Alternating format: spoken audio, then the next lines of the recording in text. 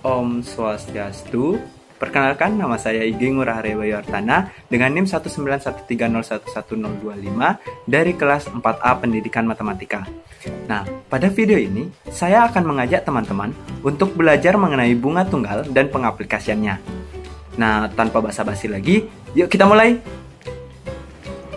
Tentunya, kata bunga tunggal ini sudah tidak asing lagi di telinga teman-teman. Nah, istilah ini biasanya digunakan saat teman-teman atau sebuah institusi bahkan negara saat sedang melakukan pinjaman atau investasi.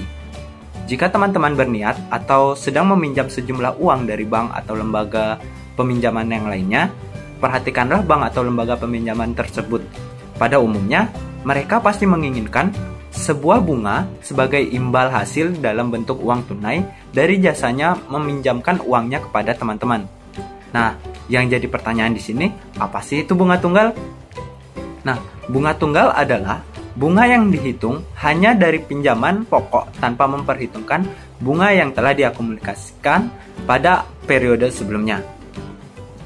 Nah, faktor penentu dalam perhitungan nominal bunga pada pinjaman dengan bunga tunggal harus meliputi berbagai komponen, seperti yang pertama, nilai pokok pinjaman atau investasi, atau yang disebut prinsipal. Yang kedua, tingkat bunga pada periode tertentu, atau rate. Yang terakhir, jangka waktu pinjaman atau investasi, atau time. Sehingga, dari ketiga komponen tersebut, rumus bunga tunggal dapat disederhanakan sebagai berikut. I sama dengan P kali R kali T, di mana I adalah bunga tunggal, dan P itu prinsipal yang artinya pokok dalam dolar atau satuan moneter yang konsisten dengan bunga, atau dengan kata lain nilai pokok pinjaman atau investasi. R itu rate yang artinya suku bunga atau persen dari pokok yang harus dibayar per unit waktu. Dan yang terakhir T itu time yang artinya waktu dalam satuan yang sesuai dengan tarif. Bagaimana? Apakah masih bingung?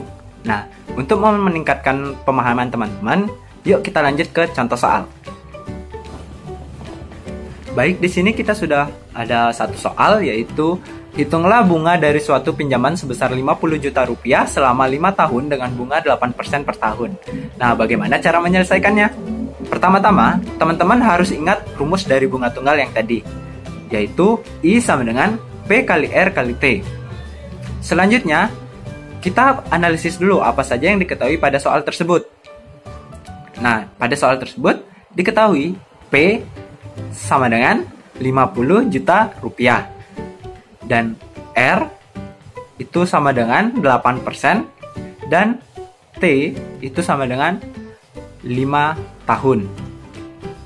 Nah, selanjutnya kita tinggal substitusikan ke rumus tersebut, yaitu kita substitusikan P sama dengan 50 juta rupiah dikali dengan R, yaitu 8%, jadinya kita buat 8/100 dikali 5 tahun. Jadi kita dapatkan hasilnya yaitu sebesar 20 juta rupiah.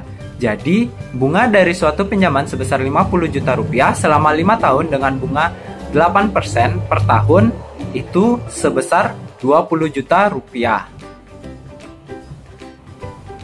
Kita masuk ke subbab selanjutnya, yaitu pengaplikasian bunga tunggal.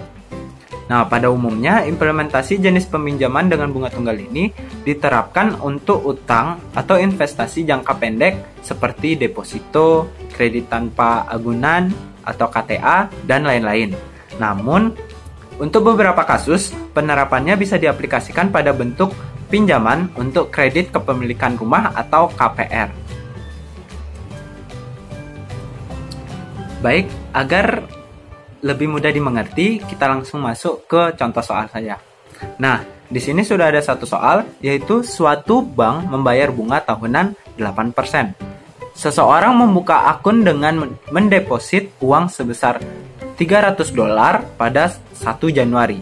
Berapa banyak bunga yang diperoleh seseorang pada tanggal 1 April? Nah, seperti tadi, pertama-tama teman-teman harus ingat dulu rumus dari bunga tunggal, yaitu I sama dengan P P kali R kali T. Selanjutnya kita perhatikan apa saja yang diketahui pada soal tersebut. Nah, pada soal tersebut diketahui P sama dengan $300 dan R itu sama dengan 8% per tahun. Ingat, bunga tahunan 8%. Selanjutnya yaitu T, waktu. Nah, karena waktunya itu dari 1 Januari ke 1 April, jadi untuk waktunya yaitu 3 bulan. Namun, karena pada R itu satuannya tahunan, jadi waktunya T-nya juga harus dalam satuan tahunan. Jadi kita ubah 3 bulan ini menjadi 3/12 karena 1 tahun itu 12 bulan. Jadi 3/12 sama dengan 1/4 tahun. Selanjutnya, tinggal kita substitusikan ke rumus tersebut. I sama dengan P kali R kali T, di mana P sama dengan P itu $300 dikali 8% atau 8/100 dikali 1/4, sehingga didapatkan hasil akhir yaitu $6. Jadi bunga yang diperoleh seseorang pada tanggal 1 April itu sebesar $6. Baik, jadi kesimpulan pada materi yang kita bahas tadi yaitu bunga tunggal adalah bunga yang diperoleh pada setiap akhir jangka waktu tertentu yang tidak mempengaruhi besarnya modal yang dipinjam. Dalam kata lain, perhitungan bunga setiap periode selalu dihitung berdasarkan besarnya modal yang tetap.